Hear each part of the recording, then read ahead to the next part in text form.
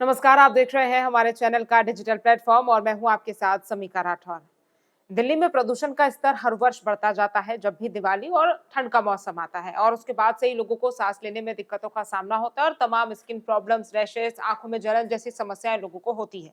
यही वजह है कि प्रदूषण से निजात मिल जाए या प्रदूषण में थोड़ी कमी आ जाए, इसीलिए दिल्ली सरकार ने एक नई का जो पहल है वो की। दिल्ली सरकार ने सोचा कि इस बार क्लाउड सीडिंग कराई जाए। क्लाउड सीडिंग एक तकनीक होती है जिससे आर्टिफिशियल रेन होती है।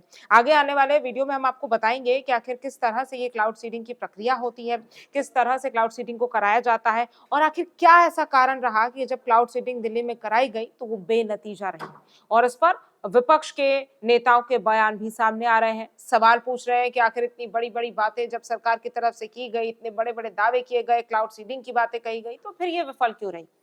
क्योंकि देखिए जिस तरह से दिल्ली में प्रदूषण बढ़ रहा है वो कहीं न कहीं एक चिंता का सबसे बड़ा विषय है और दिल्ली में प्रदूषण एक ऐसी समस्या है जिससे दिल्ली के लोग और दिल्ली एनसीआर के लोग काफ़ी सालों से परेशान हो रहे हैं और उससे सफ़र कर रहे हैं। अगर क्लाउड सीडिंग की बात की जाए और यहाँ पर अगर वैज्ञानिकों की भी बात की जाए, जो मौसम वैज्ञानिक है वो इसको कैसे देखते हैं और ये क्यों बेनतीजा रही, हम आपको बताते हैं। तो देखिए सबसे पहली बात कि दिल्ली में प्रदूषण कम करने के लिए जब सरकार ने क्लाउड सीडिंग का फैसला लिया तो उसके बाद वो क्लाउड सीडिंग की जो कोशिश है जैसा मैंने आपको बताया वो बेनतीजा रही।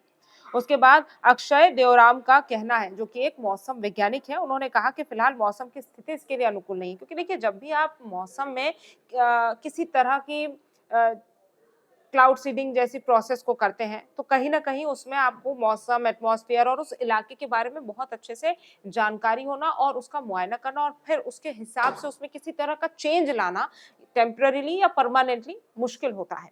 ऐसा मैं इसीलिए कह रही हूँ क्योंकि क्लाउड सीडिंग के लिए आपको कुछ पैमाने चाहिए होते हैं, मौसम का, बादल का और साथ ही साथ उस पर्टिकुलर एरिया का। जब उसकी पूरी स्टडी होती है उसके बाद ही क्लाउड सीडिंग जैसी प्रोसेस जो है वो हो सकती है। अब इस पर मौसम वैज्ञानिक ने ये कहा है कि जो दिल्ली के बादल हैं, उनमें नमी की कमी है और इसी कमी की वजह से क्लाउड सीडिंग जब की गई तो वो बेनतीजा रही और ये सही मौसम नहीं है, ये सही समय नहीं है दिल्ली में क्लाउड सीडिंग करने का। ऐसा भी मौसम वैज्ञानिकों की तरफ से कहा गया। साथ ही साथ क्लाउड सीडिंग करने से पहले भी मौसम वैज्ञानिकों ने इस बात को पहले ही कह दिया था कि क्लाउड सीडिंग करने का ये सही समय अभी नहीं है, क्योंकि उसमें नमी है और बादलों में नमी की कमी है। यही वजह है कि पर्याप्त नमी नहीं होने की वजह से क्लाउड सीडिंग दिल्ली में बेनतीजा रही। अब साथ ही साथ राजधानी दिल्ली में प्रदूषण की मोटी परत है। ये भी एक बड़ी वजह है कि क्लाउड सीडिंग बेनतीजा यहाँ पर रही है। और जो कृत्रिम वर्षा है या फिर हम ये कहें कि जो आर्टिफिशियल रेन कराने की कोशिश क्लाउड सीडिंग करके की जा रही थी, वो विफल रही। पहली चीज़ तो मैंने आपको बता दी कि नमी है, नमी की कमी है। और दूसरा जो कारण था क्लाउड सीडिंग का बेनतीजा रहने का, वो ये था कि जो क्लाउड सीडिंग के लिए समय है, मौसम है, वो भी सही नहीं क्योंकि प्रदूषण की एक मोटी परत आसमान में है। ये भी एक वजह है जिस वजह से क्लाउड सीडिंग विफल रही है। वहीं national centre for atmospheric science university of reading UK के जो रिसर्च साइंटिस्ट है डॉक्टर अक्षय देवरास, वो बताते हैं कि क्लाउड सीडिंग एक ऐसी तकनीक है जिसमें उन बादलों से बारिश कराई जाती है जिनमें पहले से पर्याप्त नमी मौजूद हो। देखिए क्लाउड सीडिंग भी तभी पॉसिबल है जब जो आसमान में मौजूद बादल है उनमें पहले से नमी हो। अगर नमी ही नहीं होगी तो कैसे क्लाउड सीडिंग सफल हो पाएगी? और इस प्रक्रिया में सबसे पहले जहाँ पर बारिश हो सकती है, संभावित वर्षा वाले बादलों की पहचान की जाती है। क्योंकि देखिए जब भी आप किसी प्रोसेस को करते हैं और ख़ास तौर पर अगर आप मौसम से जुड़ी किसी चीज़ को करते हैं या फिर वैज्ञानिक दृष्टि से उसको देखा जाए तो वहाँ पर कुछ ऐसी चीज़ें होती हैं जिसको आपको पहले से स्टडी करना होता है। फिर उसके बाद ही क्लाउड सीडिंग जैसी प्रोसेस जो है वो आगे बढ़ सकती है। अब इसमें क्या होता है कि विमान से सिल्वर आयोडाइज्ड सोडियम क्लोराइड या फिर कैल्शियम क्लोराइड जैसे रसायन बादलों में छिड़के जाते हैं।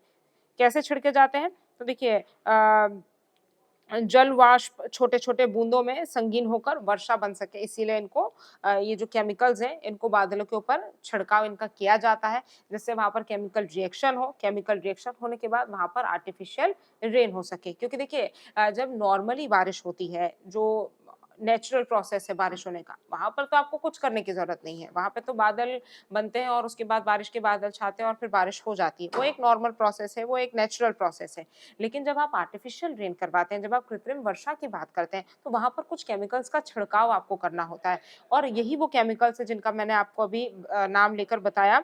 कौन-कौन से? आयोडाइज़ सोडियम क्लोराइड और कैल्शियम क्लोराइड जैसे जो ये रसायन है, इनको जब छिड़का जाएगा तो फिर वहाँ पर कृत्रिम वर्षा या आर्टिफिशियल रेन जो है, वो हो सकती है। और यही एक ऐसी प्रक्रिया है जिसे क्लाउड सीडिंग करने के बाद आर्टिफिशियल रेन जो है वो की जा सकती है।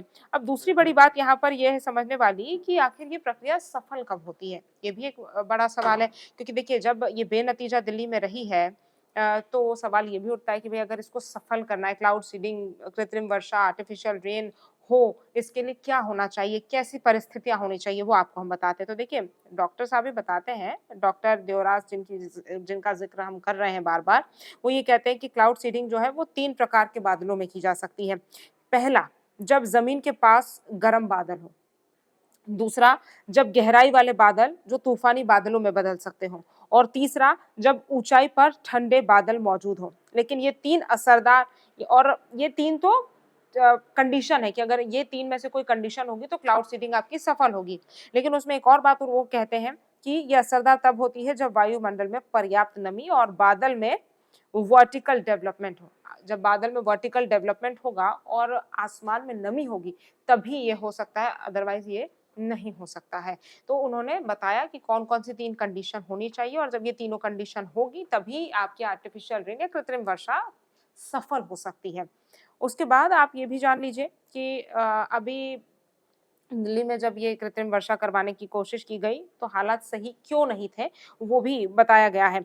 तो मौसम वैज्ञानिक कहते हैं कि दिल्ली एनसीआर के ऊपर पर्याप्त नमी अभी नहीं है, ड्राइनेस है, नमी नहीं है। नमी का मतलब होता है कि आसमान में थोड़ा-सा आपका पानी और हवा का जो मिक्सचर एक नमी होता है, मॉइस्चर जो होता है, वो नहीं है, मॉइस्चर की कमी है और आसमान में बादल ज़रूर हैं, दिल्ली के आसमान में बादल ज़रूर है, लेकिन ये बारिश करने लायक बादल नहीं है, बारिश कराने लायक बादल नहीं है क्योंकि उन्होंने जैसा मैंने आपको बताया मौसम वैज्ञानिकों ने ज़िक्र किया है 3 कंडीशंस का, अगर ये 3 कंडीशंस होती है तभी बारिश हो सकती है और तभी सफल आर्टिफिशियल रेन की जा सकती है, वरना फिर मुश्किल हो जाता है। और ये कंडीशंस दिल्ली में अभी सूटेबल नहीं है, दिल्ली में अभी ये कंडीशंस बन ही नहीं रही है। यही वजह है कि ये बेनतीजा जो आर्टिफिशियल रेन है, वो रही है। उसके बाद दूसरी बड़ी बात इसमें जो है वो ये कही गई है कि पश्चिमी विक्षोभ के साथ उचित वर्षा वाले बादल मौजूद होना चाहिए, जो कि दिल्ली में अभी नहीं है। ये भी एक बड़ा कारण है कि दिल्ली में आर्टिफिशियल रेन या क्लाउड सीडिंग हम कहें, वो बेनतीजा रही है। वहीं दिल्ली सरकार अब कृत्रिम वर्षा की कृत्रिम बारिश की बात कर रही है और प्रदूषण से राहत का इसको एक उपाय माना जा रहा है क्योंकि देखिए दिल्ली में जिस तरह से प्रदूषण बढ़ रहा है कई-कई जगहों पर एक्यूआई दिवाली के बाद 300-400 के पार पहुंच गया। अभी तो ठंड शुरू भी नहीं हुई है ठीक से, अभी तो ठंड शुरू हो रही है और उसी दौरान जब इस तरह से एक्यूआई 300-400 पहुंच गया है तो लोगों का इस चीज को लेकर चिंता होना, लोगों के मन में चिंता होना बिल्कुल स्वाभाविक है कि आने वाले समय में अगर ठंड बढ़ेगी तो फिर किस तरह से प्रदूषण किस स्तर पर चला जाएगा क्योंकि हम देखते हैं कि हर वर्ष जब पराली जलती है या फिर जब दिल्ली में इस तरह से प्रदूषण बढ़ता है तो कहीं ना कहीं लोगों को बहुत समस्या होती है, आंखों में जलन जैसी समस्या, सांस लेने में समस्या, दम घुटू हवा और साथ ही साथ जहरीली हवा दिल्ली की बन जाती है। और अब आपको एक खास बात हम बता देते हैं कि आईआईटी कानपुर की रिपोर्ट में दिल्ली में करवाने वाली क्लाउड सीडिंग को लेकर क्या कुछ बातें कही गई थी।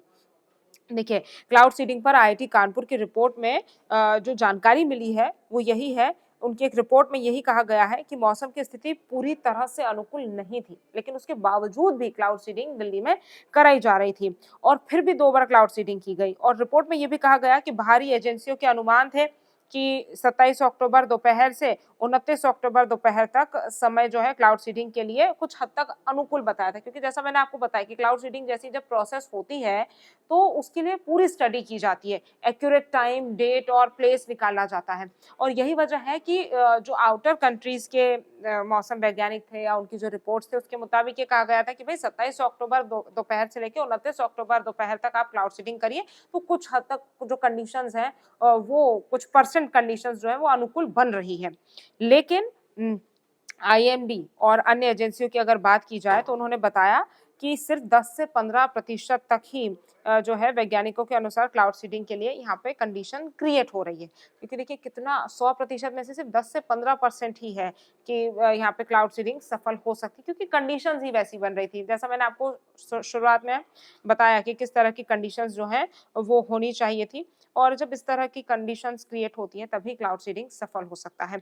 अब यहाँ पर थोड़ी-सी राजनीति की भी बात कर लेते हैं, क्योंकि देखिए जब इस तरह की बात हो रही है, क्लाउड सीडिंग बेनतीजा रही है, तो उसके बाद राजनीतिक हलचल भी तेज हो गई है। इसमें आम आदमी पार्टी के जो नेता हैं सौरभ भारद्वाज, उन्होंने वीडियो बनाया और उन्होंने वीडियो बनाकर दिल्ली सरकार के स्टाइल पर सवाल खड़े किए।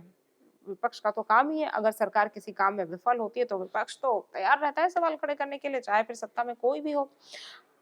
तो सौरभ भारद्वाज ने एक वीडियो बनाया और उसमें कहा कि बारिश में भी फर्जीवाड़ा और कृत्रिम वर्षा का कोई नामो निशान नहीं दिख रहा है, क्योंकि देखिए क्लाउड सीडिंग हो गई थी, 2 बार क्लाउड सीडिंग हुई थी, तो उन्होंने वीडियो बनाया और कहा कि कहाँ है कृत्रिम वर्षा। तंज कसते हुए उन्होंने एक वीडियो जो है वो डाला और उन्होंने फिर तंज भी कसा। उन्होंने कहा उस वीडियो में कि इन्होंने सोचा होगा देवता इंद्र करेंगे वर्षा, सरकार दिखाएगी खर्चा, और सौरभ भारद्वाज ने कहा कि इंद्र देवता भी सरकार के साथ नहीं है, साथ नहीं उनका दे रहे हैं। कल शाम को थोड़ी बहुत बारिश हो भी रही थी, लेकिन अब तो जो थोड़े बहुत बादल थे, वो भी यहाँ से चले गए हैं।